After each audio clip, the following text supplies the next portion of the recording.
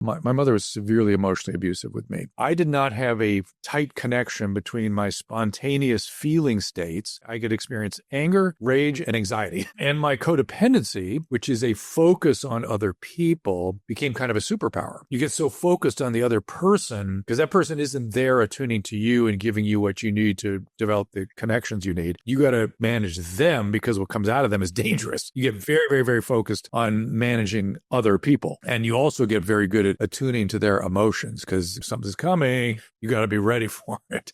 I mean, the brain fundamentally has two systems. It has a liking system and a wanting system. Addiction is a disorder of the wanting system. Want to do something again and again and again, even when it doesn't work. Crack is the greatest example of the activation of that wanting system. They say, well, I get some crack and I'm with some friends. And I go, what do you think know about the first hit? Well, the first hit is amazing. What do you know about the second hit? I don't know about you, but I can't wait till everybody. I know so many people now in the government at cabinet level officials. I can't wait to go out there and see what they see, like talk to them once they're installed, right? I can't believe how many I've learned, like come to know in a very short amount of time, like Kash Patel, like Tulsi. Like, do you do a lot of like political contribution stuff for networks? I'm sighing when I say that. So there's a long answer to that, okay? I'd love to hear it. That's what a podcast is for. I was on I had a nightly show on HLN for like 8 years. I was on CNN almost every night for 10 years. Yeah. I would also do, before I got hired by HLN, I would also do MSNBC. I would do Fox. I would do everybody. Yeah. And if I had something to say and there was something sort of in the news that I could comment on, I would go comment. And after HLN even, I sort of made myself available, but CNN suddenly had turned south on me because I made a comment on my radio, on the station where I did a radio program in Los Angeles. I was concerned about the medical care that Hillary Clinton was getting. She had released her medical records that day. And so the story is this. So I was on Don Lemon's show that night. And he was like, what's up with Trump? I go, well, he's got some features, but be careful because a lot of our presidents, so my favorite presidents were like, had depression or bipolar and, or narcissistic. There's a lot of stuff in the White House over the years.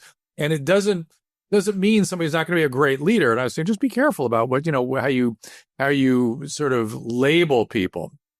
And I went into the radio next day and my program director goes, hey, that was pretty interesting. Can you do 30 seconds of that for our website? I said, yeah, okay. I did 30 seconds. He goes, oh, it's election season. Can you also balance it with 30 seconds on Hillary?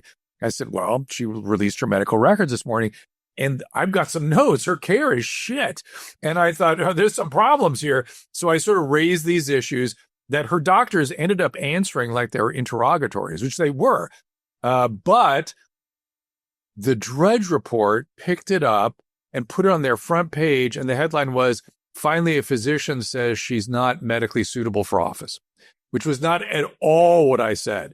Had nothing to do with what I was talking about. She'd had a stroke. She'd had a venous thrombosis in her skull and a stroke. And there's all this crazy stuff going on with her. And she was on Coumadin and they were giving her armour thyroid, which can cause hypercoagulation. And I was like, this is not good. Something's wrong here. And I know this landscape so well when the patient is the celebrity and starts dictating their care. I could just smell it. I just knew that's what was going on. They corrected all of it and whatever. And and the CNN, who had never given me any notes on what to say on the air, came down on me like a ton of bricks. And that was, and we'd already decided that we were going to stop my HLN show about a month earlier, but we were actually due to stop in 2 weeks. So it looked like I was canceled because of those comments, which I was not. And I kept telling them, I go, let me go on and straighten this out. They're like, just shut up. Yeah, make it go away. They just want me to shut up. And so anyway, then COVID hits and I started sort of out of this room, which is my kids' old playroom. Going this direction would have been their video screens where the boys would play Call of Duty. There was Call of Duty in here all the time. So I started broadcasting in this room, just on like Facebook Lives and things, just trying to help people understand what was going on with COVID. I just saw all the craziness and I was trying to calm everybody down. And then I started interviewing people that have been canceled, like Jay Bhattacharya and Peter McCullough, and all these names you've now heard, I kind of figured they probably have something interesting to say because something is wrong here. And lo and behold, they did. Did you know scammers can literally steal your home right out from under you? The FBI calls it house stealing, and it's a growing real estate scam targeting American homeowners. Here's how it works. Criminals forge your signature on one document, use a fake notary stamp, pay a small fee, and file it with your local recorder's office. And just like that, your home title has been transferred out of your name. Then they can take out loans using your equity as collateral or even sell the property behind your back. And you won't even know what's happening until you start getting collection or foreclosure notices. So let me ask you, when was the last time you checked your home title? Assuming the answer is never. And that's exactly what scammers are counting on. Their $1 million triple lock protection helps keep your home and equity safe. Here's what you get. Immediate 24/7 monitoring of your property, urgent alerts if there are any changes, and if fraud should happen, their US-based restoration team will spend up to $1 million to fix the fraud and restore your title at no additional cost. And here's the best part. Our podcast partner, Home Title Lock, will give you a free title history report so you can find out if you're already a victim and access your personal title expert, a $250 value just for signing up. Go to HometitleLock.com and use our promo code PRETTY250 or click on the link in the description. And make sure you check out the $1 million triple lock protection details when you get there. That's HometitleLock.com, promo code PRETTY250 to get the protection and peace of mind you deserve. And I thought, oh, we have a problem. And I became that. It was when I got to RFK Jr., and he enlightened me on some of the relationships between the regulators and the pharmaceutical company. And I was like, oh, my God, he's right.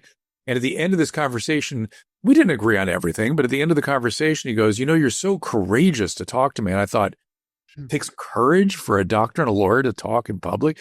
We are screwed. There's a problem. And that day I became like a free speech absolutist. When you talk to him, I feel like I've been shadow banned to a large degree on many platforms ever since I interviewed him in like November of 23. I didn't care. I probably will. Yes, I've been in YouTube jail a number of times. Oh yeah. I've been downgraded on Facebook eternally. But that became my mission, is just to get the truth out and just let people talk. It was just, where am I living? Is this Russia in 1950? It was the weirdest experience. And as a result of that, I think I became a little more outspoken. Things that I would have sort of kept to myself, I started talking about. And at the same time, I had started doing Greg Gutfeld's show, was a Saturday night show. And I started doing it for a number of reasons. One was I'd known Greg forever. I used to do Red Eye back in the day. Again, when I would just do everybody's shows, Red Eye was one of the shows I would do. And my partner on radio, Lauren Sivan, who was one of the first, she was one of Weinstein's object of affection. And she was one of the first people to say Me Too. And she's a brilliant woman, great reporter. And she went with me on the first time I went to the Saturday night show on Gutfeld. And I started doing it every so often. And I pulled the producer aside and I went, Joan, this thing's a 5-night-a-week show. I got news for you. This will kill 5 nights a week. Look what you did. I know. And she goes, I know, but Greg will stress out. And I don't know if I want to deal with it. But I said, you need to do it. It's 5 nights a week. I'm telling you. Wellness is a journey, and no one has to do it alone. Being a part of the AG1 community inspires and motivates me to stay on track because it's so quick and easy. AG1 is a research-backed daily health drink that combines a multivitamin, probiotic, and blend of superfoods into one scoop. Comprehensive nutrition supplement that provides nutrients to support body, brain, and gut health. You'd be hard-pressed to find a more comprehensive powder supplement on the market. It's never too late to create a new, healthy habit for 2025. So try AG1 for yourself. It's something I've actually been able to stay very consistent with, and that's why I've been partnering with AG1 for so long. And AG1 is offering new subscribers a free $76 gift when you sign up. You'll get a welcome kit, a bottle of D3K2, and 5 free travel packs with your first box. So make sure you check out drinkag1.com/prettyintense to get the offer. That's drinkag1.com/prettyintense to start your new year on a healthier note. I guess I wasn't the only person to say it, obviously. And I started doing it regularly. Mm-hmm. And as a result of that, I was sort of required to speak a little more. I was trying to stay in my zone, but I realized that as a result of this is a long answer to your question. No, it's great, very informational. But I realized that just by virtue of going on my friend's show every month or two, I now was not permitted to go on any of the other news outlets. Just no possibility that I could any longer go on NBC or MSNBC or I could go on TMZ. TMZ would still have me, but I couldn't go on a news outlet anymore. So I thought probably about 3 months ago, I thought, God, I'm so sick of this. I'm just going to lean into it. I'm going to start doing Laura again, which I used to do, but it got so weird. People would condemn you for doing somebody's show, right. But I'm going to lean into it. I'll just do more Fox outlets and see if I have something to say, and we'll see how it goes. Right. Well, I love that. I mean, I think it's a wise decision anyway. I mean, aside from everything else, it's like the common sense network to some degree. But of course, they all toe their own line very much. I actually did this exercise the other day. It was actually, I got into Atlanta for this shoot and I was watching Fox that night, and I woke up in the morning and I thought, man, I'm going to watch CNN. Well, I just want to see what it's like to watch CNN. And, number one, they all must be absolutely miserable because all they get to do, because they're towing the party line, is talk shit about anything that's going on that's positive that the president has done, because that's what they have to do. But I was like, wow, it's a totally different show to watch. And, it's kind of interesting to do, but it's like they're so polarized. I don't know what the solution to that is. It'd be cool. My one gripe is, fine, if you want to give an editorial opinion that is different than, say, what Fox does, cool. But don't pretend you're a news network. Don't pretend you're a journalist. You're editorial. Your opinion. Fine, be opinion, but do not pretend that you are news. That's where I get disgusted. And these so-called journalists, like, come on, stop it. Don't pretend. If you were to report the news, just what's happening, fine. You're not doing that. Yeah, that's a really good point. Now, do you think that you said, oh, what is this, like 19 whatever Russia? But do you think that it actually is any different now than it was before? Or do you think we just actually see it? Or do you think it has actually changed? Both, or all the above. I think just think about the fact that you can say things now you couldn't say a month ago. You can just right, language and words and things that you would have been condemned for. Comedians can make fun of things again. I mean, there's just so and the whole vibe has changed and is still moving, still on the move. Now, has anything structurally changed? I mean, we have an administration that wants to protect our free speech and we have social media platforms that are beginning to admit that they were under the thumb of a tyranny, frankly, of speech, and they're lightening up on that. YouTube still is kind of weird. They've not come all the way around. But, Facebook is getting better. X is, of course, the free speech platform. It's better. It's just better. You can do things now. Yeah. Yeah. I mean, there were a few contributing factors, I think, to the way that the election went. I think one of the big ones was not only X, but also Elon, of course. Have you met him yet? I actually haven't. He's one of the few that I haven't met. Have you read his biography by Isaacson? No, should I? You should absolutely. He is so fascinating. I have this weird, I feel like I have a relationship with him. I don't know him, but I feel like we're friends. It's the weirdest. Well, don't worry. It's okay to say that because he said that he likes a man as much as any straight man could like a man the way that he likes Donald Trump. Didn't he say something like that? Yeah. Oh, yeah. Oh, yes, he did. So you can kind of have a little bit of a track. He and I can be gay together, is what you're saying. So if I ever actually, it's not that kind of relationship, Danica. I feel like I'm a friend with him. And, but the book, the one thing I took away from it, he had a different kind of intelligence than I thought I was going to read about. Like what? I thought I was going to read about a math and, sort of these, I went to a very intense science training in college, and I was exposed to a lot of really smart people. You don't get to see these people except in certain institutions and, in certain places. There's a certain, when you get to these 160 IQ types and you're trying to compete with them, it's another, you see them, you smell them, when you're around them and you just go, oh crap, there's one of those guys again, gals. And because, Caltech is right here in practically my backyard. And I used to give a lecture there every year to the incoming class. And I would see those kinds of kids coming. I'm like, oh, yeah. This is just, the room is full of these kids. But he wasn't that. I'm sure he has that.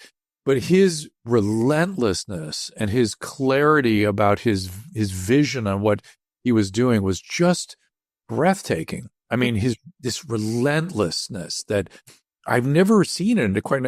I mean, his one of his wives talked about how he'd be, ruminating and bothered about a problem and would get up out of bed at 11 o'clock at night, sit on the side of the bed. She'd get up at 6. He'd still be sitting in the same position.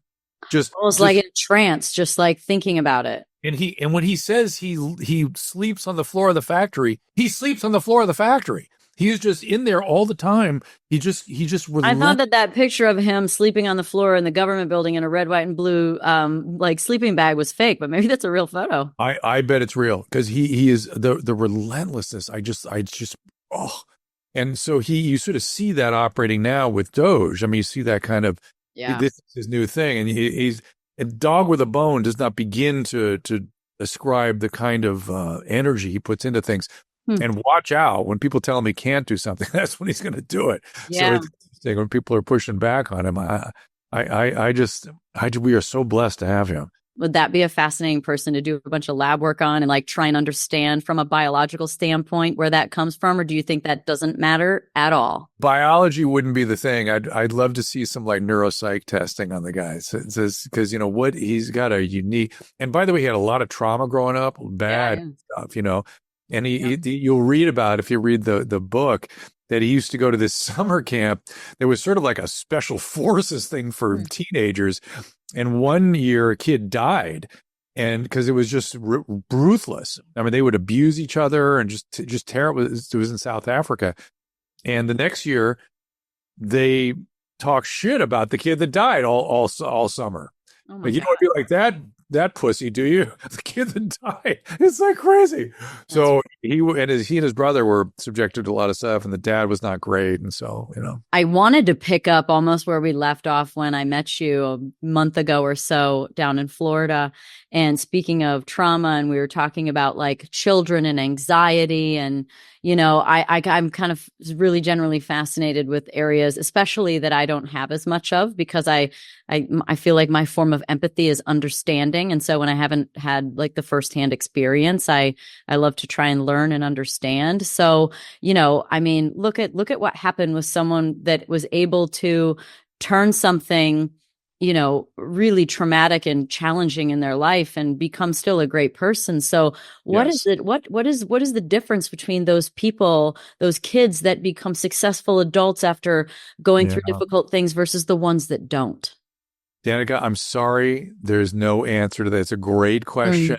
It's sort of a Nobel Prize winning question because traumatizing kids, there are cultures that actively traumatize their kids, in terms of how they raise them and how they educate them and things. Like on purpose?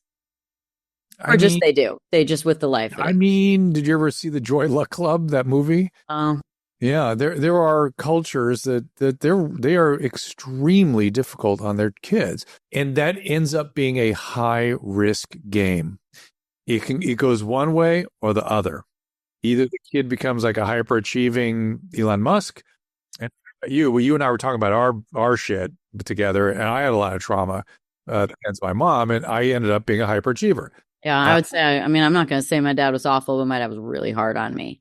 Like the kind of shit that you don't tell, the stuff you don't say to a 10-year-old, 11, 12, that stuff. That's that high risk thing. And now we have, but anybody hearing you say that would go, well, we got Danica Patrick out of this. We got this high performing, incredible person. It's like, but you paid a price. You paid a price. And it's not health. You don't get health out of it. You can become healthy. And you and I also talked about that. Exactly. Right. Exactly. I feel like I pay the price later. Like it benefited me for the project of my 30s essentially, and 20s, 30s, and it helped me achieve a lot. But I feel like the price was paid after I finished with that kind of life. So that's really interesting. And I bet there's people that sort of study that in athletes and high performers and things. But I'm here to tell you, the two zones of trouble that you get into with childhood stuff like you and me, for instance, you can get mental illness. You can get addiction. You can get mood disturbances, anxiety disorders, all that good stuff, PTSD. And then the other place that it almost always plays out is in our relationships, codependency and that kind of stuff. And I know, well, which is where we, I think I said one thing and you're like, codependent. I'm like, yeah. I just said, I got it too. I'm with you. I got the same thing. So I can talk about my experience. Yeah. My thing is, because of my mother was severely emotionally abusive with me. And because, what kids actually need, particularly during the sort of 3 to 5 year zone, is they need somebody just being present. And the child goes out into the world and comes back and gets emotionally refueled by typically the mom. And that presence is just, going down to their level and just attuning to that child and helping them regulate their emotions, whether it's joy or whether it's anguish at their experience in the world as they go and come. I got none of that. I got zero. I got, you're just abuse. Because I think she was anxious about me moving away from her. She couldn't stand the moving away. So I had to be like, brought, down back into her control. When I was an infant, and maybe, before I started moving around, things were good. But as soon as I started moving around, not good. So as a result, I did not have a really tight connection between my spontaneous feeling states that emanate from the body and my perception of them. It was called a second order representation. I didn't have them I couldn't connect to them. I could experience anger, rage, and anxiety. Those were and I could have other things too, but they were faint. They were way off in the distance. So I did what I would call sort of trauma therapy for a long period of time. It was really old-fashioned, attuned, sort of building emotional regulation in a patient, and it took a while. And that worked magnificently. I mean, these sort of dead spots I had, I could tolerate going in and out of them. My anxiety diminished. I developed a connection to my primary emotions.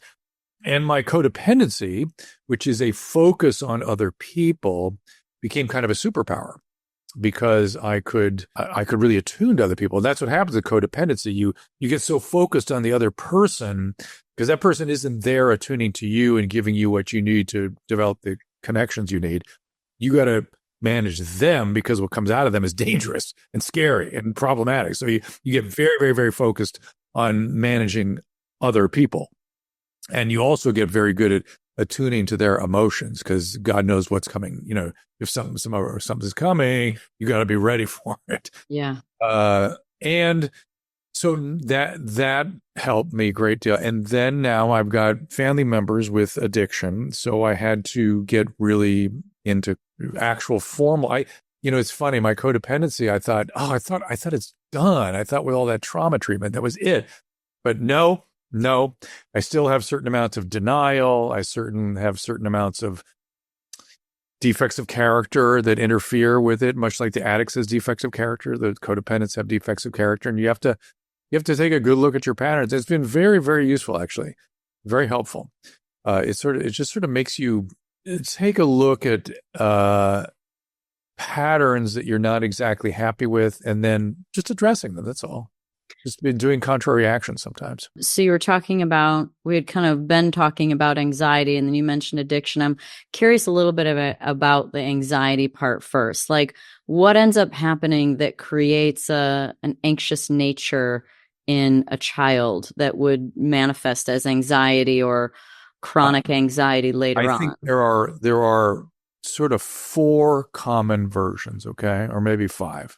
One is post-traumatic stress disorder, which is very, very, very common, which when you're traumatized as a kid, you end up with a certain amount of PTSD. 2 is a relative of that, which is what I had, probably had some PTSD too, but when you don't have a robust connection to your primary emotions, you can feel anxious all the time. Your body's just always kind of on alert because you can't really rely on your feelings and you just can't rely on them. That's a source of anxiety. Genetics. Some people are just genetically panic and anxiety, blah, blah. And by the way, there's a very close relationship between obsessive compulsive disorder and anxiety. That's one flavor of anxiety. That's the flavor I have. And so again, OCD is a great asset when you're studying medicine and studying there's chemistry. like a perfectionistic nature too. And you go over things, and it's like and it's great when it's an asset, but anxiety that comes with it, not so great. Or if you have, bothered by rituals or tics or anything like that earlier, particularly in adolescence, it can affect you. So that's a flavor. The other flavor is depression. Some people, when they get depressed, they get very anxious. It's just part of the depressive syndrome, part of the depressive biology. They can feel very, very anxious. And then there's sort of the ADD, ADHD flavor, which is sort of the anxious drug addict. People with addiction complain about anxiety, right? They're really complaining about depression and boredom. They need a lot of stimulation. That's the way their genetics are.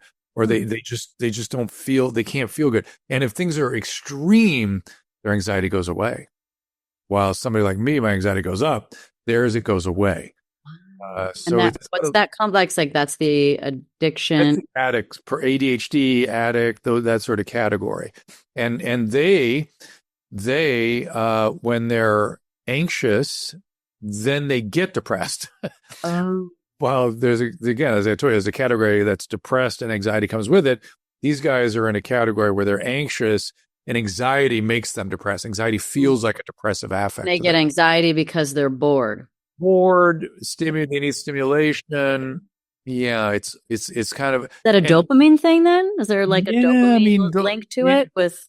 Well, remember, if you're an addict alcoholic, you probably were raised in an addict alcoholic family, right? So some of that anxiety may come from that, right?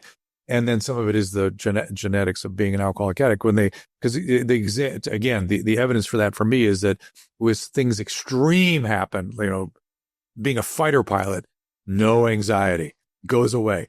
Being a race car driver, I don't know if you have that experience, but it goes away. Anxiety goes away. While some people it gets more intense. Yeah. Everything slows down for them. Right. And ultimately, anxiety is an emotion that is sort of natural when you're not getting your needs met. What's at the core of it? Like, what's the core of anxiety? The core is not feeling whole, not regulating as an integrated whole, and feeling if you're not feeling adequate to be able to manage everything, life, being in the world. I mean, all that is a source of anxiety. What are the new, latest, and greatest ways of dealing with that? Because you go tell someone with anxiety, just take a deep breath, these are all really difficult things when you're in. The big change is exactly the opposite of safe spaces, which drives me insane because safe spaces are how you make people sick. You restrict them from interacting with the world and meeting challenges. Oh, yeah, of course. Yeah. Human connection is literally like foundational to our successful existence. Not just human connection. I completely agree with you on that. That's not even emphasized enough. But just let me frame it by explaining what the change is. The change is when somebody is anxious, lean into it. Exposure. Ow. Exposure is how we deal with a lot of anxiety disorders now, and certainly phobias. Tolerable dose of phobia of exposure with connection with somebody who knows how to do that with you. And so, the safe space is the opposite of what creates mental health, while leaning in, exposure, facing it, not training them to see that it's safe, training them to regulate their nervous system, training them small bits by small bits to go, I'm safe, I'm okay, I'm safe, I'm okay. So their threshold is raised. It is that's a version of it. Yes.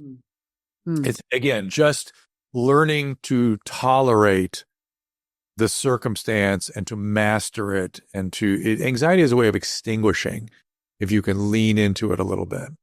So is this need to be done with a therapist, with a practitioner? Is this something that could be done with a child, a parent, a family member, a friend? People that I know that do this work come sort of from the OCD world again. And guess what? They do the same thing for OCD. They lean into the obsessions and the compulsions and sort of help them to sort of tolerate them and work with them. And yes, it's done with a therapist. I guess the question that would emerge from that is there a parenting thing in here where you just make a kid tolerate things that they don't want to tolerate? You have to be really careful with that because that can become traumatizing again. Exactly. Right? Yeah. So the parent has to be a good judge and really empathic and attuned as they stay with the child as they move through these things. Where does addiction come into that? Well, addiction is a genetic disorder, right? And oh yeah, I've treated literally 10,000 drug addict alcoholics in my career, and I can think of 5 where I couldn't see a clear family history. Yeah, it's a genetic disorder. The genetics though are not. They can be intense or mild, right? It's not every genetic construct is the same. Some people, it explodes the first time they're exposed to alcohol. Other people, it comes on slowly, or it can be binge. These are different genetic frames. Mm-hmm. And the rocket fuel behind that is trauma again. So when kids are dysregulated or have chronic PTSD or that sort of thing, they hit adolescence. And in our culture, they're exposed to a lot of substances and they start reaching for the substances to feel better. And then the gene kicks in, and now you have the other disorder. Now you mentioned, so you have trauma and addiction. Typically, that's sort of a common combination, but you've got to treat them separately. You don't assume that treating the trauma is going to make the addiction go away. It doesn't work like that. And you'd have mentioned dopamine. And finally, I heard people in the press saying, oh, dopamine, I guess you don't really feel anything when you get a dopamine surge, which is absolutely true. Dopamine is just the chemical that tells you to do that again. It's the do it again molecule. It's the reinforcement that we get for eating, reproducing, going to work. It's just a reward system. It's not the feel good system. The feel good system is the opioid system and the GABA system. Those are also activated in addiction, but the fundamental pathway is called the medial forebrain bundle, which is the dopamine surge into the shell of the nucleus accumbens. And in genetically prone individuals, those nucleus accumbens cells change permanently if they're given sort of extra physiological stimulation. And now the relationship with the outside world changes where they can't stop. And as time goes along... You're saying the substance chemically changes them, is what you're saying? Yeah. It genetically changes. So the genes operate differently. And the cells now have a different relationship with the outside world. That would be the epigenetics of the DNA, or would it be an actual genetic change? There are 2 genes that were detected early as highly associated with the disease.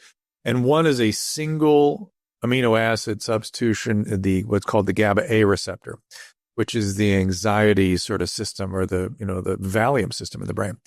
And evidently that GABA system is more prone to what we've been talking about, being kind of anxious and needing relief and getting relief by stimulation of the reward and endorphin system. The brain fundamentally has 2 systems. It has a liking system and a wanting system. And at its core, addiction is a disorder of the wanting system. You want to do something again and again and again, even when it doesn't work, even when you know how harmful it is, you still want it and you still do it. Is the relief that good when they do it? Relief. It's the classic. You're a normie. So the classic. I'm a normie. You're a normie. I can tell. Meaning, like, I don't get it. You're right, because you're like, why don't they stop? So when I give a lecture, I actually use this exact frame. Okay with being normal in this one, I think. Because crack is the greatest example of the activation of that wanting system.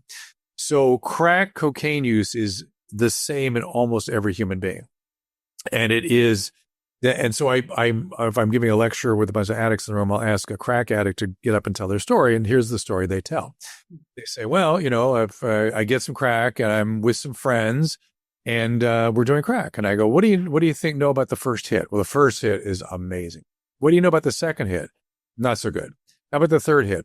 Not good. How about the fourth? How about the 10th? 10th, they're like, no, it's not. I'm starting to kind of not like it. I don't feel so good. So then what I say is, so then you stop, right? No, I don't stop. Oh, okay. So 20 hits, you stop? 40 hits? No. Are you feeling better at 40 hits? No, I'm actually starting to kick my friends out. And how about the next day? What are you doing? I'm still doing it. Well, what's it like that day? Well, I go, what does your living room look like? Well, the curtains are pulled. And where are you? Where are you doing your crack? I'm back in the closet. Okay. What do you have on the windows? Foil. They always put foil on the windows because they start to get paranoid. And so I'm like, okay, now we're day 2. And what do you see when you look out the foil? Uniformed officers, just uniform. They have hallucinations about uniformed officials, and they will use until there's just no more or until they're totally exhausted. And they know when they took the first hit, that's where they're going because they go there every time. They know that's where it's going. That's one. They can't stop. And so it's a great example of this wanting system driving them, all the way into this psychotic. Good news about the hallucinatory psychosis that they get into with cocaine, it resolves in about 12 hours. They go to sleep, they wake up, it's no longer there. With methamphetamine, it takes many, many weeks or months for it to develop and many months for it to go away. And in meth, it's more disruptive because the paranoia is a preoccupation with friends, family, and coworkers. And they call the cops to come help them because grandma's building a factory downstairs to create green men to come shoot me. And the crack addicts are seeing cops everywhere and paranoid about somebody in a uniform coming in. I guess I didn't think about the whole psychosis or hallucination that ends up happening because of the drugs, plus probably exhaustion to some degree. But it also reminds me of part of the conversation we had briefly when I saw you, which was about some of the other drugs that are meant to actually help you with addictions in particular. And, I think I was asking you about ibogaine, and we talked a little bit about ayahuasca, psilocybin, ketamine, all these other treatments. What is the fundamental difference between the drugs that are unhealthy, that give you these hallucinations versus these other ones that are supposed to be potentially helpful, which also lead to some level. I mean, you could say call it seeing the truth, or you could say it's a hallucination. I don't know. I guess. So we don't know yet. We don't know how much, how long, at what risk when it comes to hallucinogenics. I have very fine psychiatrists that use low-dose psilocybin and even low-dose LSD, and they are very enthusiastic about it. So it will have utility, primarily for mood disturbances and PTSD, I think, because it helps people break through where they couldn't break through before. When you say that, what does that mean? Like break? Well, that they're able to have insights and to reduce their symptoms fundamentally. I mean, that they whether or not it's hard to tell. Are they having insight because they've had a psychological change, or they're having a psychological change because they have insight? Whatever it is, it helps them. The concern is, I have seen so many problems from hallucinogens you can't even imagine, and they are profound. And I've been lately seeing a lot of psychotic episodes from the microdosing. People get these manic psychotic episodes, and they're not really getting anything else. It's not like their mood disturbances are now gone forever. They're gone while they're using drugs, and then they get these psychotic, and sometimes it can be permanent. So it's gravely concerning. Yeah, I mean, some that are more dangerous than others, like LSD, right? LSD is more dangerous. Absolutely. Far more dangerous than psilocybin, say. 100%. But we still don't know how long to get some therapeutic effect versus where you're going to get into real trouble with it. If somebody is recalcitrant and really needs help, this seems like a reasonable thing. But for an average person or people to be doing it on their own, I mean, you shouldn't be treating any medical problems on your own. So Yeah. that's gravely concerning to me. Hallucinogenics by yourself just sounds scary in general. I've just seen so many, I've seen brain damage like you can't believe. And I mean, I've done some of this. At one time, I was doing this like test with psilocybin. I was like, took a gram by myself to see. It was when I was less healthy and I was trying to get my cycle regulated, and it seemed to sort of maybe make it happen one time. And I was like, oh, let's see. I was like working with this one woman, like, let's see if this actually happens again. And I'm like, I really didn't want to do it, but I'm like, I guess I should try and see if this actually works. And then I saw a spider come at me and I was like, I hate this. It was like, it's not, I mean, and that's not even a really big dose, but these things are not meant to be done alone. no, and careful hands. And of course, there are ayahuasca retreats down in Costa Rica and things, and people claim. I've done those things too. Well, and I've been down there and examined what's going on, and I've talked to people whose lives were changed. And I've talked, what I was seeing, though, more than anything, was this sense that their life had changed, and then they had to keep coming back every year. I was like, well, why are you coming back? Because your life has truly changed. What changed? And I always ask them the same thing. What exactly changed? What are you doing differently? Well, I feel so much. That's a feeling state. That's not a change. And I don't know. I reserve judgment. Sure. But I will tell you, on the drug addiction side, I have seen people go down and do ibogaine and ayahuasca, and almost all of them are better for 6 months.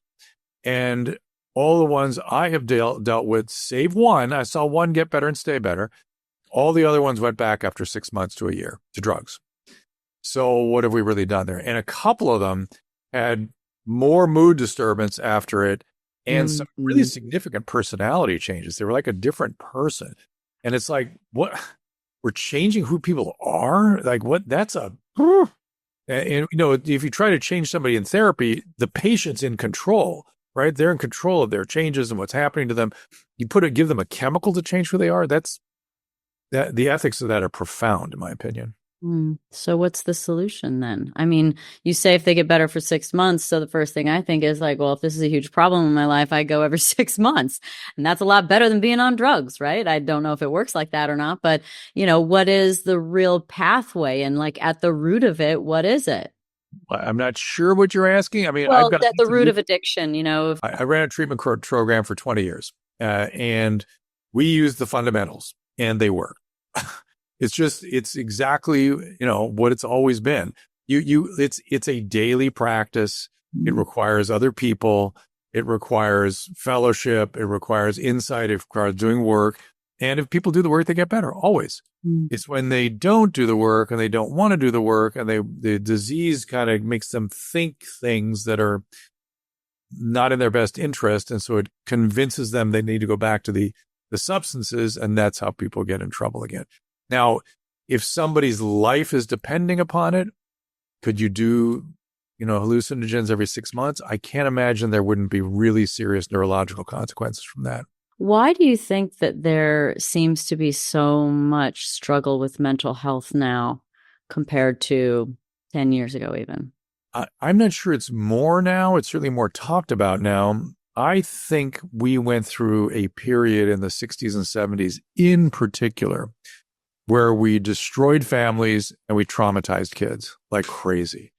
I mean, when I used to do the show Loveline on radio in the 80s, 90s, all we heard was traumatized kids. I mean, every call was a kid who had been sexually abused, physically abused. And that's what I saw in the clinics: sexual abuse, physical abuse. That was not happening like that before. It would happen, but not like in the magnitude. And there was something about, this notion that families are just another way of doing things. The families were sort of undermined in active ways through politics and through the culture. And our families were destroyed largely. And it's hard for them to, so many of the kids I deal with now, they're like, oh, I've dealt with divorce. I don't want to get married because I know how painful divorce is. So I'm going to avoid the whole thing. It's like, oh, Jesus, this is terrible. So are you saying that's an overreaction, or are you saying that things did get worse?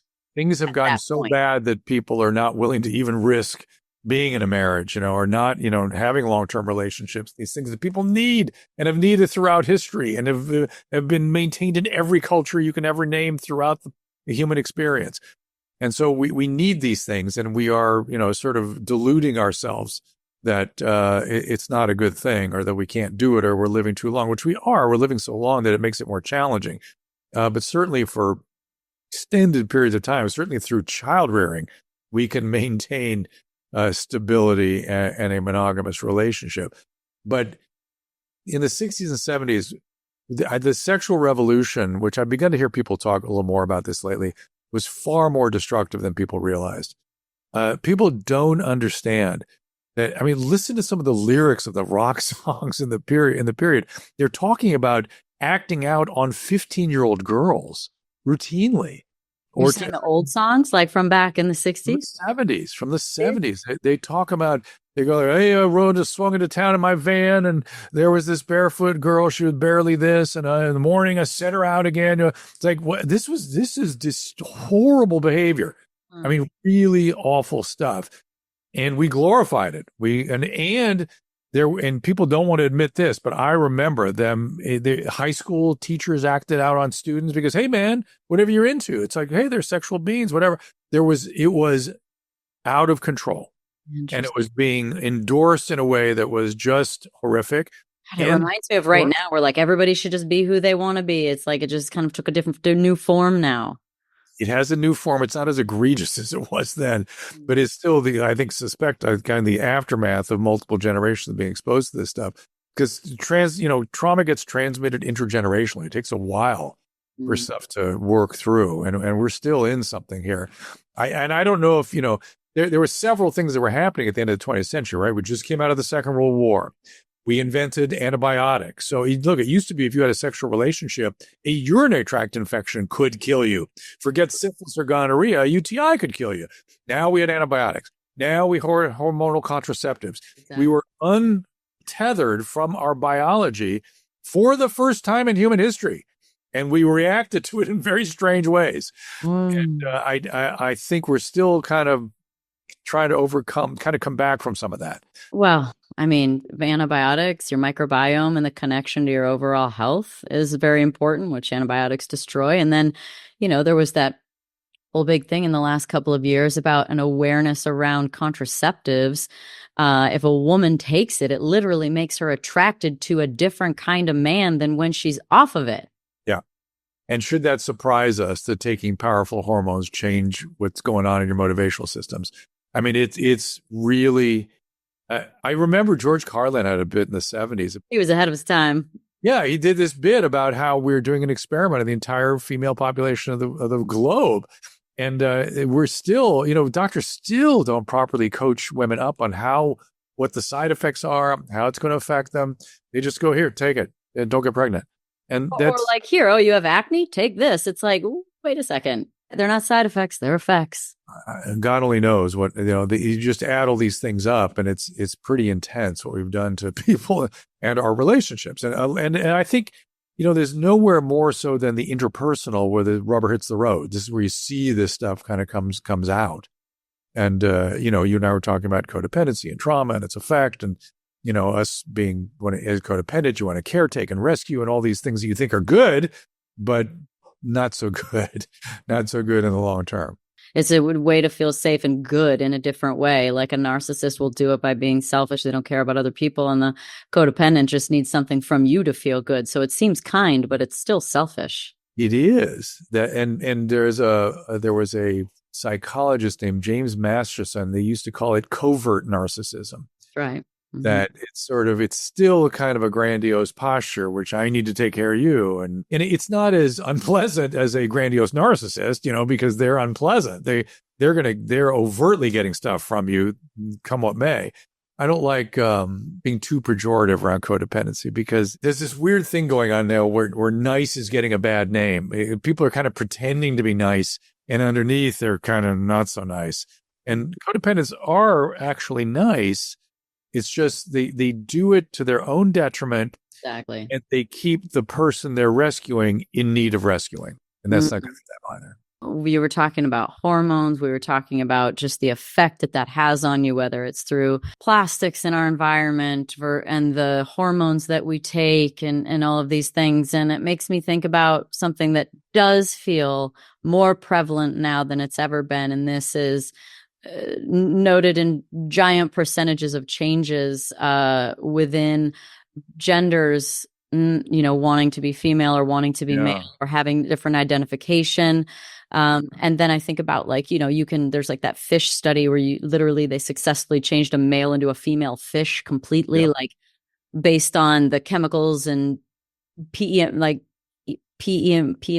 and things like that come from it. So is this something that's actually new to this time? In history, for sure.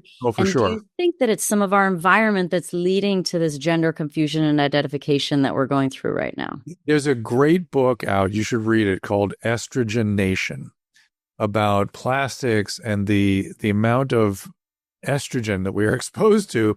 Right. It has to have an effect. It just has to, right? Statistics are that the big increase in gender dysphoria is in women wanting to be male, right? So it wouldn't explain that very well, but God knows how it sets off whatever in our brains. Surely it affects hormones, period, in a different way. So whichever way you orient it affects you. So whether it's, and also, I'm not an expert in this either, but understanding that everybody's body's a little bit different in the way that they clear hormones too. Like some stop, some don't clear, some do. Sometimes we get rid of our testosterone, sometimes we don't. It's also with estrogen and progesterone too, right? Isn't there also like our own pathways? Yes. And I'm sorry to tell you, female humans are all over the place with that biology. Yeah. A lot of individual biologies and experiences. Men tend to come, the flavor of male is sort of pretty consistent. And even within male, of course, there are differences, but not as varied as female. The hormonal systems are so different. And, we see that some of the evidence for that for me is how differently you respond to the hormonal contraceptives, right? Some women, people are all over and doctors, again, don't pay attention to this. Like, for instance, a lot of hormonal contraceptives today are these powerful progesterones, right? They got rid of the estrogen and put a high-power progesterone. And some women, they get more lean muscle mass and higher libido. Some women. Other women get depression, low libido, vaginal dryness, and sort of I can't really think of anything in their sort of musculoskeletal system, but I'm sure it's affecting it also. And no one sits down and goes, hey, if you get these side effects, maybe we can use a lower dose or keep an eye out. The women start looking all over town. Why am I have dryness and pain and irritation? I must have yeast infection. I must have a recurrent yeast infection. No, it's the stupid hormones. What other kind of things do you see on the rise? Like, aren't cancers within young people, especially like earlier colon cancer is definitely something, because the medical literature is so adulterated right now. It's hard to rely on it the way I used to. Again, as Bobby Kennedy has, too much now.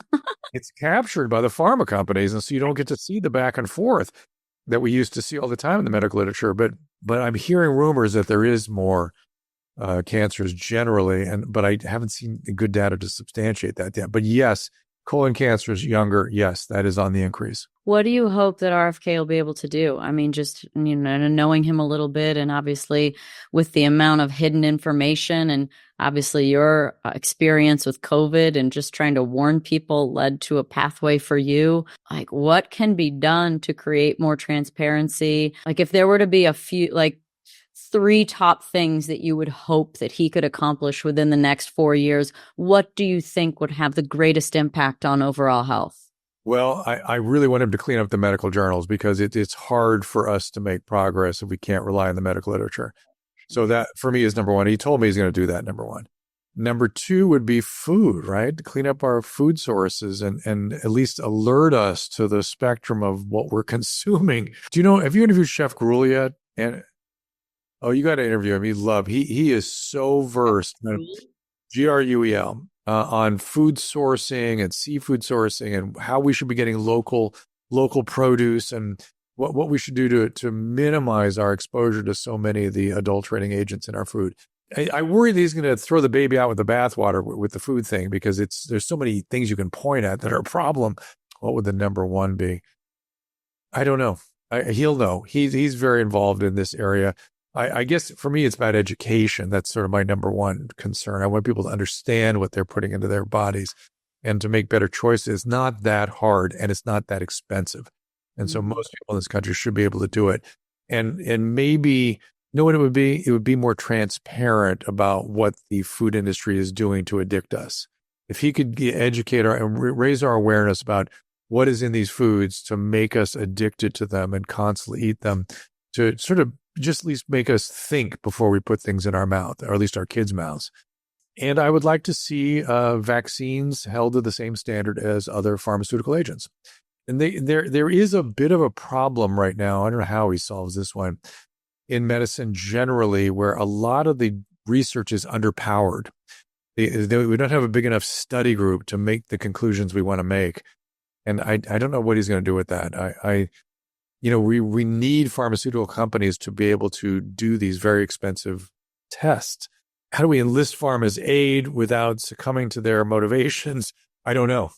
I think the regulators are going to be the key. And this would be my next thing. Number 3 would be disambiguating the relationship between the regulators and the pharma.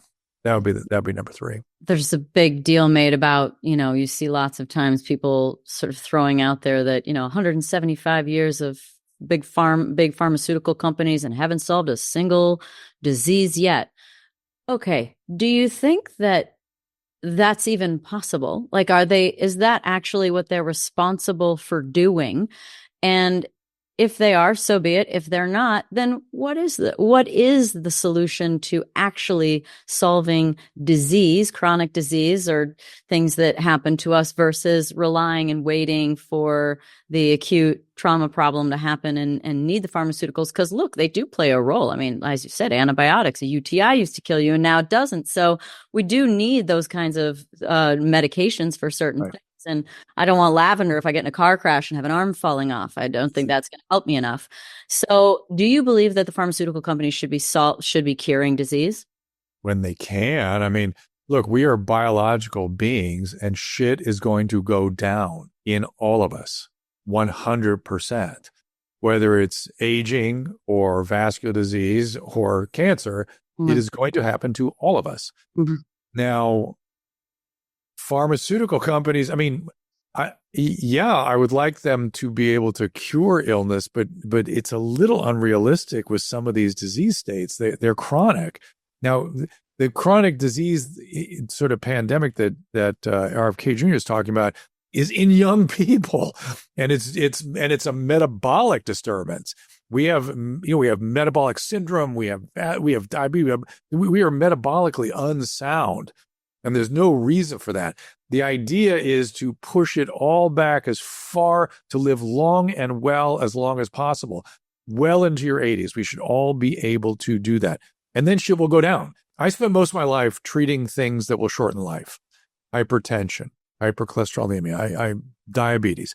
These things will shorten life. And I can give you things that I can't make hypertension go away. There's no such thing. I can control your blood pressure with medication. That's the way it is. The problem with my essential hypertension is the set point between my right atrium and my kidneys. I have a genetic thing called essential hypertension that resets that as I age. No, it can't be undone. I can suppress it with medication. Good. I take them every day. And therefore, I don't have strokes. I don't have kidney disease from the high blood pressure that would have destroyed me. Is that curing disease? I mean, it's yes, I'm preventing disease and I'm suppressing one that's chronic. So I don't know. To make all illnesses go away is unrealistic. There are certain. I mean, I have prostate cancer too, and I was treated for that. And guess what? I don't seem to have that right now. They may have cured that. Maybe not. Maybe it'll come back. This is just the way biology is. Biology is like trying to predict the behavior of clouds. You can't make the cloud do something. You can't make it rain. You can make it, you can push it in certain directions and you kind of predict where it's going and anticipate it. Infectious diseases, we can cure those. We can cure most of them.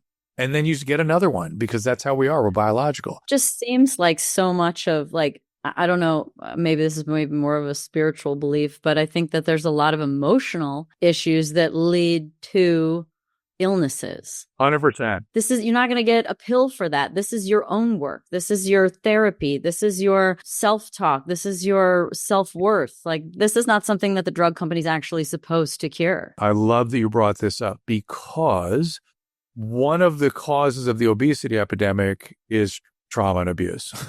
You talk to those kids and they all have trauma histories. Not all of them, but a lot of them do. And then you put the food thing on top of that, and now it's just on. And we don't make enough of the fact that in order for us to live healthy lives, we have to be able to emotionally regulate. And that's what you and I started talking about, the ability to develop that emotional regulation. And when you're dysregulated, you reach for a substance, you reach for a food, you reach for a behavior. You're stressed, your cortisol's up, your hormones get dysregulated, your adrenal glands get fatigued, you're having your cortisol's not spiking at the right time. Absolutely. And it all is going to have downstream effects, and it's cumulative. It doesn't go away. It's not like, today I'm anxious and stressed. It's like, no, it's that's the chronic, and you said, there's now we need another hour. Because you mentioned spiritual, and yes, there's a spiritual vacuum in this country, and we need to address it. I don't know exactly how, but I'm acutely aware of it. We need to get back to meaning making from life, right? The humans are meaning making machines. We need to do things. We need to make a difference. We need to contribute. We need to, and you mentioned a couple times the relationship with others. That is where it all happens. That's the magic of what makes life meaningful is our relationships and our contributions, our creations. We need to regulate. We need to regulate our emotions. And we need to, if we can do all that, we will probably make healthier choices. We'll be able to, withstand those urges to put the Doritos in our mouth. And we'll be able to exercise every day. It has so many downstream effects. And again, back to the aging thing, the key thing in aging is not getting to the point where our muscle mass starts decreasing, which if you don't work out happens in your 60s and 70s. You want that to happen when you're 95. It'll happen earlier if you don't pay attention to this. So if you can't work out and you can't watch your diet, downstream effects. Do you have any favorite sort of longevity protocols or supplements that you think are really effective? I'm a huge nicotinamide riboside fan. I'm just going to come out with my own version of that. Oh, really? I'll take two. Because I think it's too expensive. Yeah, it's too expensive, the ones I've been taking. I found a way to do it cost effectively. Is it sublingual? Is it a pill? Is it injection? It's a capsule. It's 500 milligrams a day. And it's people take NAD infusions. Everyone understands NAD is good. You need it up every day. You need your NAD increased every day as you age because it goes down. And it's one of the key cofactors in the aging. Is that for mitochondrial function? Is it like an mitochondrial function? My product, I added PQQ to, which is it helps mitochondrial function. But NAD, we're going to find NAD has multiple functions in the extending of aging. Mitochondrial energy is one piece. There's a ton of other activity it's cofactored with. It's essentially, the way I explain it to people is, look at a bar of steel, it rusts. That's oxidation. Mm-hmm. Your cells are oxidizing all the time. They're always going that direction. And NAD is the molecule that fights against that, and it falls with age. You have to keep it up to fight the whenever I've been on NAD, I've been on nicotinamide riboside for like 15 years.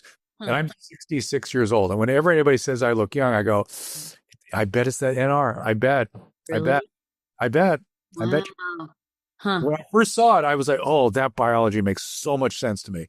So that I take a thing called fatty 15, which goes against the oxidative membranes. Oh, oxidation is your enemy. So fatty 15 fights against the oxidation of the membranes. So the membrane fragility doesn't happen. NR helps boost the NAD. And what else do I like? Resveratrol is always good. Creatine is always good. These are all things I take every day. Any other health tips before we get off? I will tell you that I'm embarrassed that I kind of gave up on coaching people up on diet and exercise because I've demanded that of myself my whole life. And Susan, my wife, does it. We've always watched diet and exercise. We've always done it. We've always lifted weights. We've always done things. And I sort of gave up on patients because they just wouldn't do it. And now I'm trying to get a little more proactive with that. And really, you have to do it. I'm sorry, you got to pay attention. Our food sources are adulterated. They're addictive. You got to pay attention. We now know resistance training is if you added one thing to longevity, resistance training is the one thing everybody agrees increases longevity. I used to way overtrain, number one, but much more of a cardio-based kind of thing. Not running, but like I did CrossFit and very difficult, hard things that raised a lot of cortisol for many, many days. Sometimes I did 2 a days. And the best body composition I've ever had and health I've had is now at 42. And all I do is 2 to 3 1-hour sessions of lifting a week. Very heavy. You really need someone to help you to really push you to the right level. I think it's safer too. Somebody knows what they're doing, but I would 100% agree with the fact that muscle is, so important. Okay. And not just from the standpoint of sarcopenia, muscle loss, but also in terms of the metabolic effects. Muscle is a wonderful metabolic organ that really helps stabilize our metabolism. Thank you very much for all of these things that you've shared with us and help us all learn and take steps to getting healthier. And there's no magic pill. It's like healthcare should be every day, and sick care is the acute things that you need here and there in life, because we're so blessed to live at a time where, I'm watching all these, Taylor Sheridan shows where, 1923 and 1883 and Yellowstone and all these, Yellowstone's a little bit more current, but you look and you see how people used to live back in those days. And if you get a cut, you could die. Easy. No problem. Staph will kill you. Yeah, you get sepsis from staph. Listen, there was a show called The Nick, which I loved. It was about a New York hospital at the turn of the 20th century. And the very first episode, a doctor dies, another doctor gets up to the podium to give the eulogy.